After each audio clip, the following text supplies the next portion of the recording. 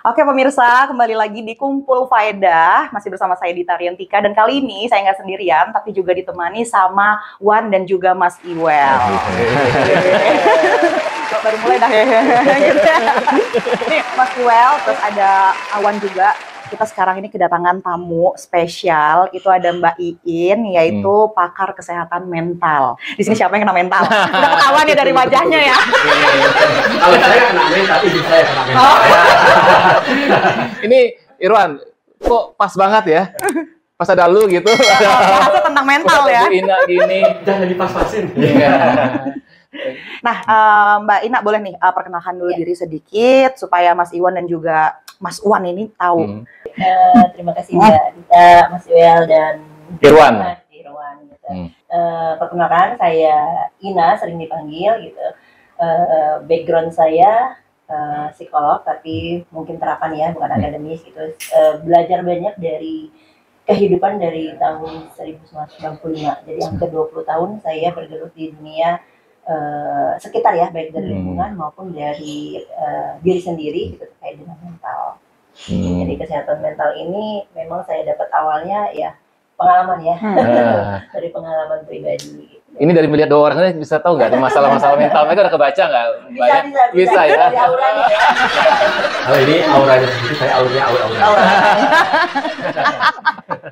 Sama kayak nama saya dong, Apa? Iin Aura. Oh, disingkat jadi Ina. Iin Aura. Oh, ini orang tuanya visioner ya. Nah, Anda dikasih nama Aura nih akan kaitan dengan aura nanti pekerjaannya. Ya, aura mental nih. Nah, auranya jangan mental ya, mental. Tapi nih Mbak, itu kan dari tahun 95 memulainya. Berarti ini kurang lebih seumuran sama aku nih. Oh. Gitu. Apa sih yang membuat Mbak Ina itu kayak termotivasi untuk mempelajari bahkan memperdalam tentang kesehatan khususnya mental? Ya, balik tadi dari awal, kembali ke pengalaman pribadi, di mana dulu kan belum ada booming yang namanya tentang mental health, kesehatan mental.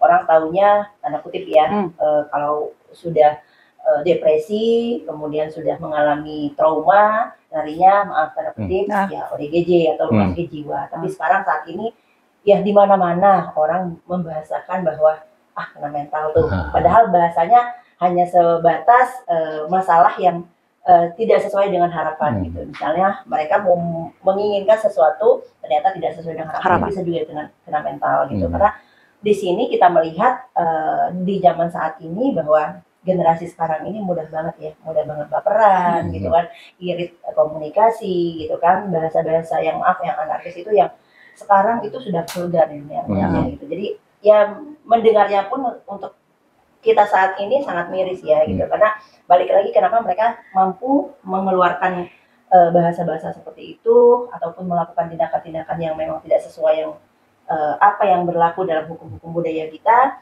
yaitu tadi balik lagi ke rumah tangganya, lingkungan yang terdekat. Apakah ya balik lagi dari apakah dia sudah kena mental dari lingkungan keluarganya atau memang dari lingkungan sosialnya. Gitu. Nah, Idewel nih. Tadi kita sempat ngomong depresi ya. Itu saya baca jurnal ya, penelitian. Wah, keren loh bacanya jurnal. Jurnal ya. Penelitian ya. Saya googling ini penelitian 2022. Enggak, Iwan kan bacanya jurnal. Dokter bacanya komik, nyambung nggak kira?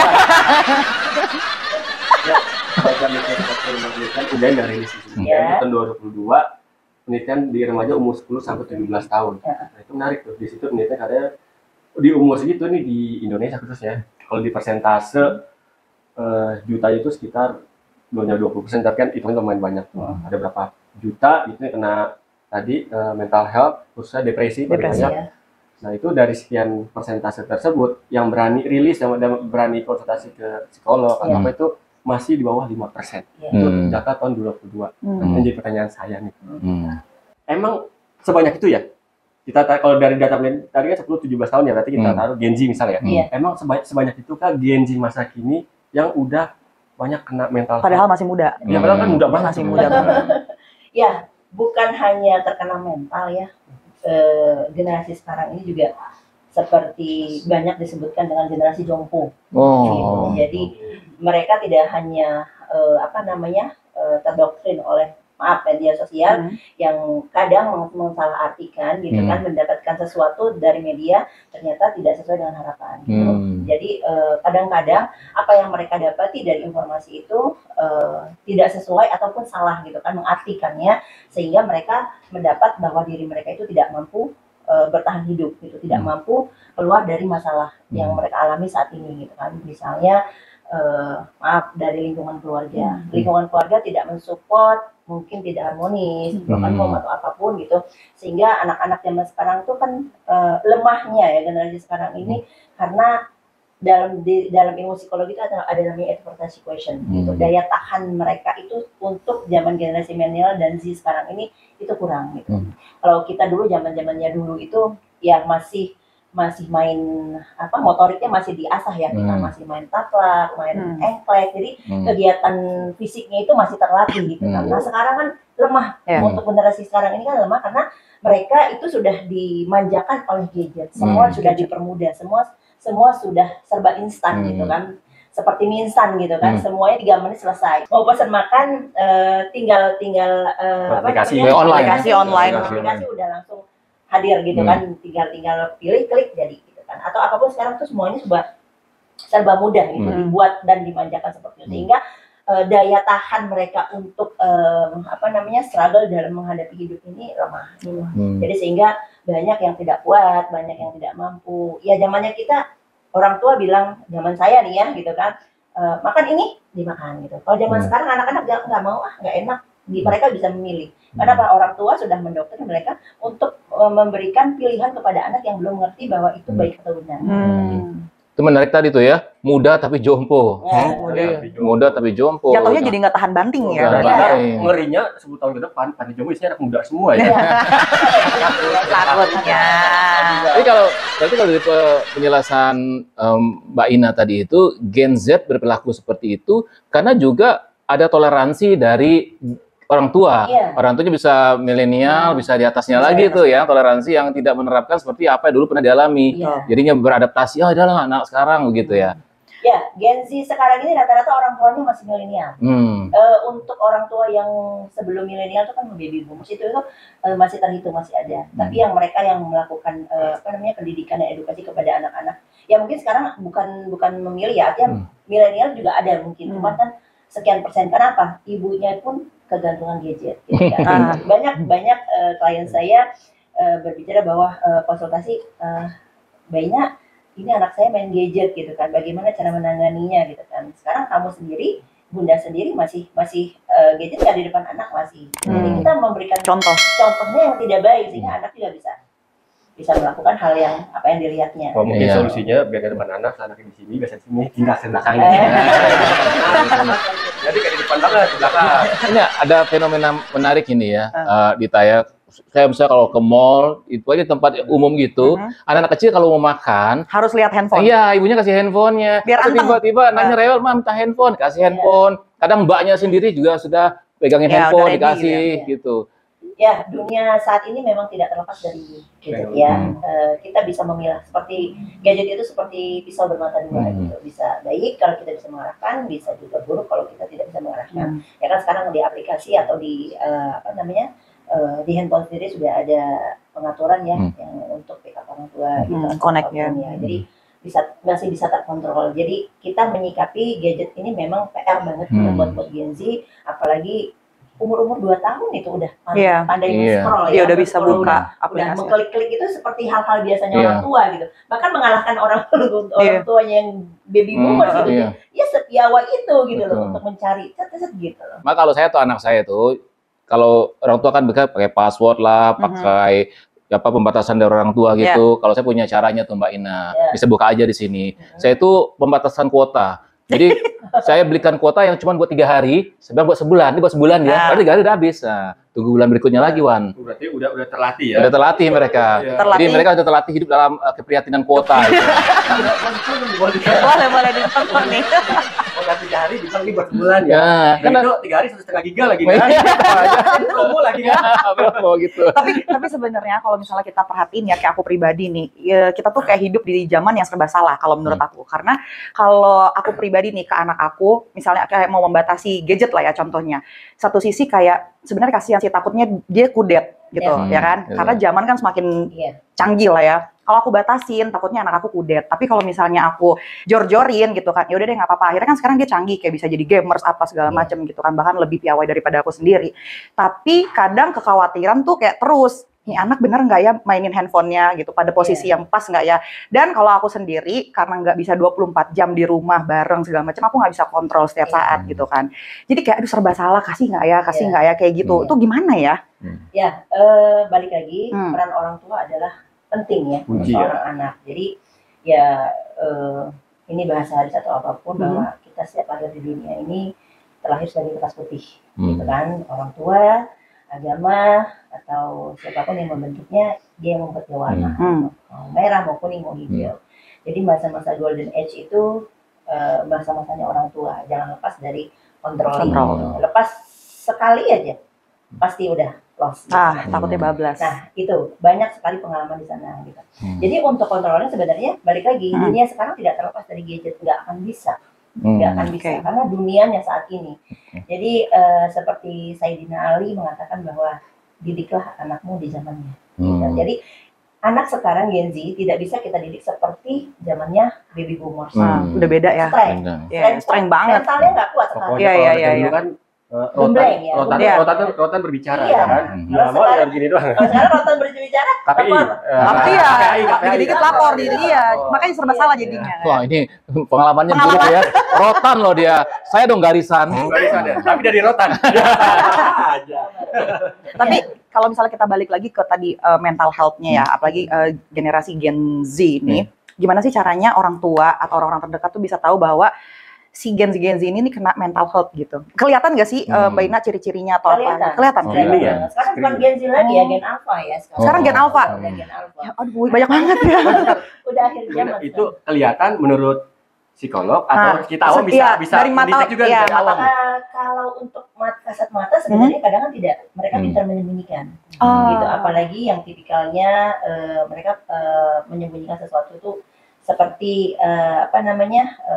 pintar banget gitu untuk menyimpankan menyimpan pribadi gitu kan ya. Artinya mereka tidak mau diekspos bahwa aku sekarang lagi dalam keadaan depresi gitu. Aku sekarang lagi dalam keadaan masyarakat banyak yang menyembunyikan identitas, menyembunyikan perasaan, menyembunyikan bahwa dia sekarang dalam keadaan sakit gitu kan. Tapi sebenarnya dia sakit gitu. Itu banyak yang tidak mau tahu. Nah, untuk mendiagnosanya biasanya satu, dia merasakan sendiri, si orangnya tersebut itu merasakan bahwa dirinya itu kok selalu itu larinya ke fisik juga nanti ya, selalu pusing gitu kan, selalu tidak tenang gitu, maunya marah-marah, emosian. Nah itu udah terindikasi gitu loh.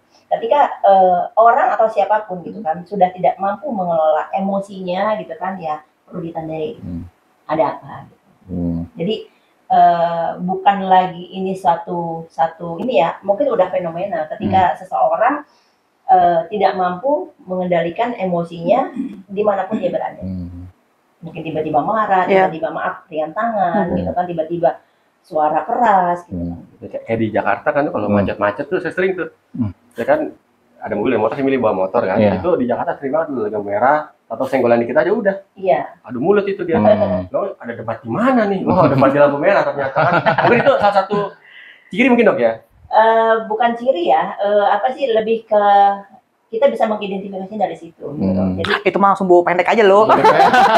Saya cuma dikit jadi benar. Iya, benar. Jadi kalau kita mengidentifikasi anak ini gimana ya kok ternyata gini. Sekarang lihat dulu orang tuanya. Kadang ngelihat orang anaknya seperti ini, tiba-tiba orang tuanya kena mental juga nggak sadar gitu. Ikut marah juga ya? Iya. Anaknya ibunya ikut marah pada anaknya. Seharusnya ya ibunya dulu, orang tuanya dulu.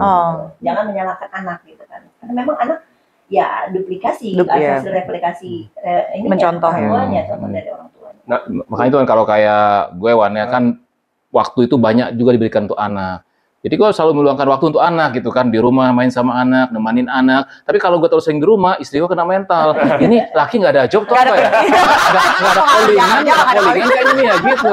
Istrinya jadi emang Ya bener sih, mental sehat, tapi rekening sakit. Masalah waktu ya. Nah ya, itu malah jadi kena mental turunan. Jadi kalau orang tuanya rekeningnya sakit, dia kemudian menjadi kena mental, suasana rumah gak enak, anaknya kena juga kemudian. Berdampak terjadinya kesehatan mental, yaitu pada ekonomi. Iya, tapi kuncinya tadi tetap ada yang di atas gitu ya, ada yang atas. Sebenarnya nih Mbak Ina nih, untuk kondisi sekarang Mbak Ina nih. Dia kalau ngomongin duit tuh senang banget sih. Senang banget loh. Langsung ya, gercep dia. Cepet dia. Ya kalau untuk zaman sekarang nih ya, kan 2025 sekarang ya. Saya fokus misalnya ke Gen Z contohnya. Penyebab paling utama apa sih Mbak Ina untuk Gen Z, khususnya remaja lah ya? Penyebab dominan saat ini yang bikin remaja itu karena gangguan mental atau mental health saat ini. Yang paling dominan ya, mungkin ada 5, yang paling dominannya apa? Ya itu tadi yang saya bilang di sebelumnya, bahwa anak Gen Z ini advertisingnya kurang. Daya tahan dalam menghadapi kehidupan. Mungkin kena raportnya merah, udah kena mental, bullying, udah kena mental ya. Terus tekanan dari orang tua, tekanan dari orang lain, kan anak sekarang kadang ada orang tua yang menekankan bahwa kamu harus ranking 1 ya, kamu harus begini ya gitu. Banyak. Anak zaman sekarang ini tidak bisa seperti zaman dulu. Zaman dulu itu memang di strength seperti itu semuanya pada berhasil. Zaman sekarang di strength seperti itu ada kabur semua gitu. Jadi nggak sama didikannya gitu. Sekarang yang sama yang dulu. Bahkan ada anak minta beli motor sama orang tuanya kan, viral beberapa bulan lalu kan, motornya yang sesuai, motornya dihancurin. Itu ciri-ciri juga kali ya. Itu udah karena memang nggak kuat daya tahan anak-anak Gen Z ini kurang gitu. Jadi mereka tidak kuat dalam menghadapi cobaan dan ujian. Iya, jadi nggak sesuai sama ekspektasinya dia gitu. Nggak sesuai dengan ekspektasi. Ya, dan keadaan gitu ya, keadaannya begini tapi ekspektasinya terlalu high, itu juga bisa jadi ada yang sampai self injure gitu. Itu artinya pengen melakukan bunuh diri tapi sebenarnya nggak melakukan gitu. Sampai yang ekstrimnya yaitu depresi sampai bunuh kan. Padahal masalahnya kecil, sepele gitu ya. Dari salah satu universitas ternama yang di Bandung gitu kan, yang di Jogja, mahasiswa baru itu bunuh diri gitu kan gitu. Karena ya sebenarnya balik lagi tekanannya dari keluarga gitu. Berarti kalau sekarang kalau ada situasi itu, anak sekarang mesti berani rilis lah ya. Rilisnya mungkin macam-macam ya kan konteksnya. Ini keren istilahnya rilis. Maksudnya rilis apa nih rilis? Rilis apa? Bahasa di jadulnya mengeluarkan undang-undang. Oh, udah rilis. Gitu. Soalnya setiap kali dia ngeluarin istilah-istilah gitu Mbak Ina, saya kena mental. Terkejut ya. Tapi berarti kalau misalnya dari tadi yang udah dijelaskan sama Mbak Ina, ada beberapa faktor kayak dari keluarga, circle, terus apa segala macam. Kira-kira apa ya untuk mencegah itu? Sebenarnya kalau untuk menghilangkan sepertinya nggak mungkin ya, karena kan memang zaman juga seperti ini. Nah, untuk mengurangi atau mencegah atau meminimalisir mungkin ada nggak sih Mbak Ina? Ya, ada ya. Ada ya. Jadi kita coba telah dulu ya. Jadi faktornya dulu ya. Artinya kenapa kita anak-anak sekarang ini kena mental gitu. Ada faktor internal dan eksternal. Ya kan dalam diri. Ketika anak itu sudah masa dewasa ya, itu mungkin mereka harus mampu berdamai atau merilis dirinya sendiri. Tapi kalau misalnya anak-anak, itu orang tua yang bertanggung jawab. Nah, karena dari sisi faktor juga ya dari eksternal itu kan dari lingkungan sosial, gadget ya, teknologi itu mempengaruhi saat ini. Kalau dari keluarga, dari diri sendiri itu misalnya keluarga terdekat dan keadaan psikologis dirinya gitu. Misalnya kalau memang si orang tersebut mentalnya karena punya penyakit gitu kan, dia nggak nerima bahwa aku nih kok sakit-sakit sih gitu kan, kenapa, atau kena mentalnya seperti itu gitu, atau mereka dari lingkungan orang tuanya gitu kan melakukan didikan yang ala-ala yang strength gitu kan, yang memang tidak sesuai dengan perilaku si anak gitu. Karena ada tipikal anak itu yang maunya dimomong, ada yang maunya ditegaskan gitu kan, mau nurut gitu. Banyak tipikal yang seperti itu. Jadi orang tua sendiri harus paham dulu karakter anak gitu. Satu, ya yang penting kita dalam koridornya membimbing anak, ya kita pengen selamat ya, selamat tidak di dunia maupun di akhirat. Iya. Itu media sosial juga itu bisa menjawab jadi tekanan mental tuh tertekan kan tuh ya. Kalau Mbak Ina ya lihat kan postingan-postingan ya tadi kan gitu. Itu bukan hanya Gen Z aja, emaknya, bapaknya juga itu bisa ya ngeliat orang gitu kan.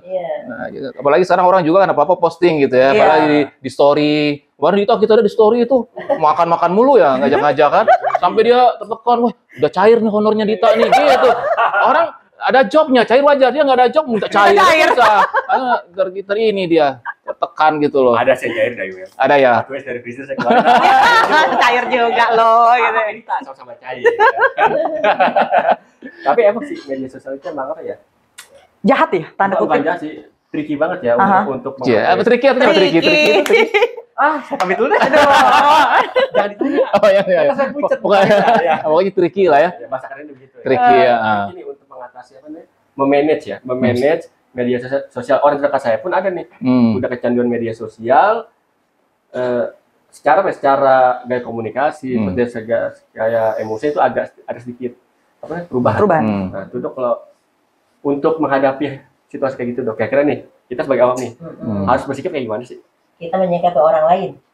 Kondisi yang kayak gitu tuh ada perubahan sikap nih yang berefek dari kecanduan ataupun ketergantungan media sosial. Itu siapa dulu? Orang soalnya lain orangnya lebih umurnya lebih di atas kita. Orang lain kah? Circle terdekat kita. Oh, maksudnya Iwan ngasih nasihat ke dia, ngasih tahu cara ke dia gitu. Bukan itu sih. Kita menghadapi dia. Gimana? Biar kita sengaja nggak nular ke kita nih. Antisipatif. Supaya nggak nular ke itu. Bukan maksudnya kita tidak mau tahu ya, gitu. Tapi untuk seperti itu halnya kalau si orang tersebut tidak minta pendapat kita, itu lebih baik kita hindari. Nah, itu. Jangan terlalu ikut campur ke dalam urusan orang yang bukan ranah kita. Gitu. Jadi maaf bukan so baik gitu kan, so mau ngasih solusi nih gitu kan. Karena jangankan kita ngurusin orang, ngurusin kita sendiri aja. Belum mampu gitu kan gitu. Emang suka gitu, Mbak Ina suka ngasih pendapat nggak diminta. Saya kan waktu itu beli sate Padang kan, 1 bungkus, dia ngasih pendapat, baiknya 2 bungkus nih udah. Kalau udah 1 buat saya 1 kayak gitu. Kita nggak usah. Pendapatnya dari Padang dulu. Belajar ya gitu ya. Bisa nggak 2 bungkus, 3 bungkus. 3 bungkus. 1 lagi buat besoknya. Tinggal dipanasin. Ini ciri-ciri yang kena mental nggak mau rugi. Dan satu lagi jangan sampai salah berkonsultasi. Nah, itu penting nih. Salah, gitu. Jadi karena kita memberikan opsi kepada teman atau apa, tiba-tiba yang kita kasih masukan ternyata salah, lebih bahaya. Lebih bahaya. Dan bisa self screening nggak sih kita mengidentifikasi diri kita sendiri? Ya, untuk kita sendiri. Bisa nggak sih? Kita kena mental nggak sih? Gimana tuh caranya? Bisa. Jadi satu perubahan ya, perubahan perilaku, perubahan cara bicara, perubahan pola pikir gitu kan, yang katanya kita mau ekstrem segala macam itu kan. Sekarang udah begini ya gitu. Ini usia 40-50 itu biasanya dia sudah sering self talk sendiri. Jadi umur 40-50 ke atas itu ya. Rasul kan bilang ya di usia 40 kalian harus begini, kalau tidak ini kalian akan bla bla bla gitu kan. Makanya di usia 40-50 itu lebih cenderung orang-orang itu lebih sering self talk. Kalau di usia 40 ke bawah masih gue masih muda nih, masih mau berekspektasi, masih mau berkarir, tapi usia yang 40 tahun ke atas itu udah banyak self talk-nya. Kayak dalam banget kata saya. Iya. Saya nggak self talk. Saya talk with wall. With wall. Ada di satu daerah Jakarta itu ada media yang disediakan oleh salah satu tempat komunitas. Bukan tempat. Jadi ketika kita mau mengeluarkan emosi itu ada satu ruangan itu kita bantu. Oh iya. Aku tahu ya. Itu salah satu untuk kita melampiaskan emosi ya. Tapi yang paling baik sih sebenarnya kita berdamai dengan diri sendiri, berdamai dengan keadaan. Itu yang paling sulit. Gitu. Mungkin banting-banting ya. Kalau saya sih kayak kadang-kadang bidang saya kental, saya nggak banting-banting, saya banting harga udah semua. Ini padang banget sih. Ya banting-banting itu bisa terilis sih, tapi sebentar gitu. Temporer. Kalau sekarang ada tuh, makin banyak orang yang suka sama kucing. Wah, kucing mana tuh? Gimana nih? Itu bisa kasih tuh. Bisa miara itu menjadi media kita untuk menurunkan ya seenggaknya kalau nggak bisa nyembuhin ngurangin kadar stres. Jadi ngomong sama kucing gitu daripada ngomong sama diri sendiri, ngomong kucing. Banyak ngomong sama kucing sekarang. Oh iya. Iya. Lihat kalau di scroll di TikTok tuh kan ngomong sama kucing gitu. Ngomong sama kucing. Saya sebagai yang sering ngomong sama tembok jadi nggak punya temen dong ya kan?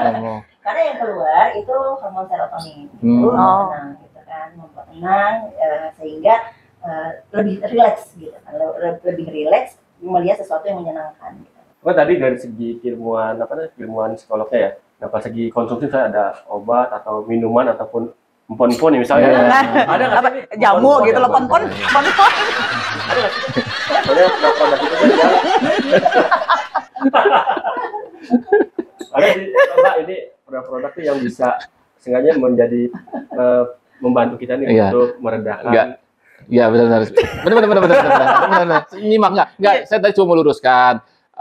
Karena kita bicara soal kesehatan mental, saya dan Irwani berapa kali saya panggilnya dok, Mbak Ina ini psikolog, bukan dokter, psikolog. Itu bedanya. Kalau dokter tuh psikiater, psikolog gitu. Oh gitu bedanya. Ya. Gak apa-apa, kita juga kena mental kan. Jadi ngeblank, kalau kena mental ngeblank. Enggak gini. Jadi gimana? Jadi ada nggak pon-pon? Produk atau apalah, tanaman khasiat Nusantara nih yang bisa membantu orang yang lagi kena mental health nih untuk kalau belum bisa menyembuhkan, meredakan lah. Meringankan. Minimalisir misalnya. Minimalisir. Tantar. Dia pas nanya gini kok mukanya cerah sekali. Iya, kayak penuh harapan. Penuh harapan ya. Ini kayaknya ada jobnya. Ya, untuk obat tersendiri sih sebenarnya apa aja boleh ya. Selagi itu mampu memberikan kesehatan yang real untuk kita, tidak berbahaya gitu kan, dan bisa mampu meredakan apa yang kita rasakan gitu. Jadi tadi balik lagi banyak remaja yang jompo gitu karena satu makanan yang tidak terkontrol, apalagi junk food gitu kan. Jadi mereka tiba-tiba memiliki penyakit yang dulunya itu tidak ada di zamannya anak muda sekarang gitu kan, tapi sekarang mereka mengalami itu. Yang sekarang lagi boomingnya itu cuci darah, ya kan, anak-anak banyak cuci darah, banyak junk food segala macam. Ya hindari makanan-makanan yang berbahaya gitu, konsumsi yang tadi yang sebutkan pon-pon yang bisa mensupport atau memberikan asupan energi dan vitamin yang aman dan nyaman itu lebih baik. Gitu. Mbak Ina, ini untuk apa ya? Bukan menyembuhkan sih, maksudnya untuk meredakan orang kena mental health nih. Boleh nggak sih? Saya kan ya, karena tahu saya ini Gen Z ya kan. Boleh sih saya konsumsi minuman, suplemen ataupun herbal untuk, misalnya saya kena mental health nih, saya konsumsi suplemen atau herbal untuk membantu meredakan gangguan mental yang ada di diri saya nih. Boleh sih kayak gitu? Boleh banget, selagi itu aman, selagi itu nyaman dan tidak punya efek samping, memberikan ketenangan dan memberikan efek yang baik ya, apalagi bahan-bahannya ramuannya itu memang tradisional banget gitu, dan memang tidak berbahaya gitu dan tidak mengandung kimia. Oh, berarti pas banget ya, Daywell ya? Kenapa? Pas apa tuh? Pas banget. Emang konsumsi gitu? Ya, saya tengok Daywell, saya ngeliat, wah ini produknya cocok nih. Oh, mana? Wah ini ya, Kolago nih. Iya. Ini Kolago, minuman serbuk rasa coklatnya pas banget, saya doyan coklat kebetulan ya kan. Ini Kolago ini buat nyeri sendi, gangguan persendian cocok nih. Ini kayaknya ini cocok banget nih. Wajah-wajahnya orang yang mager nih kan. Bukan mager, jompo. Oh, jompo. Jompo. Kalau tadi Mbak Ina bilang kan kalau Gen Z sendiri kan jompo-jompo gitu. Berarti kalau aku 94 termasuknya milenial. Jompo juga sih sebenarnya. Gitu ya. Gitu. Berarti selain mental health itu bisa buat persendian juga. Ya, nih bisa minum Kolago nih. Produk ini dari mana? Dari Kolago tuh bisa beli di online. Nah, tinggal caranya nanti ya kan. Ini cocok buat Gen Z, buat segala umur cocok. Buat segala umur bisa. Buat segala umur bisa. Iya. Baik jangan kok, baik nggak boleh ya. Udah dewasa ya. Tapi sebelumnya udah pernah coba belum? Rasanya coklat banget. Coklat banget. Komentar saya cuma satu, masuk Pak Eko. tapi ini akan jadi pertanyaan buat nanti yang lihat ya podcast kita, terus ya buat pemirsa juga di rumah. Kalau misalnya konsumsi kayak minuman seperti ini contohnya, akan jadi ketergantungan nggak sih buat kita yang minum, terus kayak jadi dampak jangka pendek atau jangka panjangnya ada nggak sih Mbak Ina? Kalau untuk herbal sendiri tidak ada ketergantungan. Nah tuh, itu harus digaris bawahi. Berarti boleh berarti konsumsi. Bakalan makin banyak nyetok di rumah ini. Iya, biar sakit mentalnya terkikis ya. Kalau Mas Weh. Kalau mau beli ini kita lagi kena mental, nggak ada duit, tinggal ke rumah Daywell, datang gini-gini aja deh. Nunggu cair. Jadi Mbak Ina, apa nih saran, masukan Mbak Ina untuk para ibu-ibu milenial ini supaya anak-anak mereka yang pada Gen Z ini jangan kena mental, bahkan ibunya, bapaknya juga jangan kena mental lah di era sekarang ini nih. Di zaman yang saat ini ya. Sekarang ini. Baik, dunia saat ini tidak lepas dari yang namanya gadget. teknologi itu tidak bisa ditafikan. Karena seiring berkembangnya zaman, seiring pula teknologi berkembang pesat. Gitu. Jadi sebagai orang tua, bijak-bijaklah untuk memilah, jadilah orang tua yang benar. Sebelum kita mendidik anak yang kita menjadi benar. Bukan orang tua yang baik ya. Orang tua yang benar belum tentu baik, orang tua yang baik belum tentu benar. Orang tua yang benar pasti baik. Pasti baik. Orang tua baik belum tentu benar. Gitu. Itu kesimpulannya, lakukanlah untuk dirimu, mampulah berdamai, bahwa bahagia itu sederhana. Cukup menerima. Kalau bagi sederhana, ada tunjang dalamnya, ada cincang dalamnya ya. Jadi kita nanti akan terus ngobrol di sini ya di rumahnya Om Edi. Jadi Om Edi ini adalah temannya orang tua kami. Kita panggilnya Om Edi. Kan Mbak Ina juga temannya Om Edi kan. Kita kenal Mbak Ina dari Om Edi, gitu loh. Betul. Ya, kalau kita di sini suka kalau di rumah Om Edi ini refleks aja ngomongin soal kesehatan gitu ya. Yang tadinya rasanya jompo langsung seger gitu ya. Langsung lincah gitu ya. Makasih ya Mbak Ina ya. Tapi jangan pulang dulu. Itu tante sedang nyiapin makanan, kita makan dulu ya. Ya pokoknya terima kasih ini untuk penjelasannya dari Mbak Ina juga. Jadi ini sedikit banyaknya, mungkin lebih banyaknya yang tadinya kita nggak tahu, akhirnya jadi tahu. Terus kayak buat pemirsa juga yang nonton, ternyata ada hal-hal yang memang harus diperhatikan ketika kita berbicara, bertindak, atau misalnya kayak membatasi gadget apa segala macam gitu ya, khususnya untuk Gen Z dan juga milenial gitu. Terima kasih banyak Mbak Ina waktunya. Mudah-mudahan di lain kesempatan kita masih bisa ngobrol lagi tentang mental dan yang lain-lainnya yang berkesinambungan dengan Mbak Ina sendiri. Dan terima kasih juga ya Mas Iwel sudah menemani aku di sini, dan Mas Suwan ya, jangan lupa nanti tunjangnya dimakan ya. Biar sakit mentalnya berkurang. Dan ada ini juga. Makan tunjang, minumnya kolado. Bukan apa-apa, dia dari tadi ngomong gadget, padahal dia nggak sabar tuh pengen cek status. Transparan. Oke, kalau gitu pemirsa, nanti kita akan ngobrol-ngobrol lagi di lain kesempatan, di lain tamu yang pastinya bakalan seru dan menarik. Jadi tetap stay tune di podcast kita. Bye-bye. Dadah.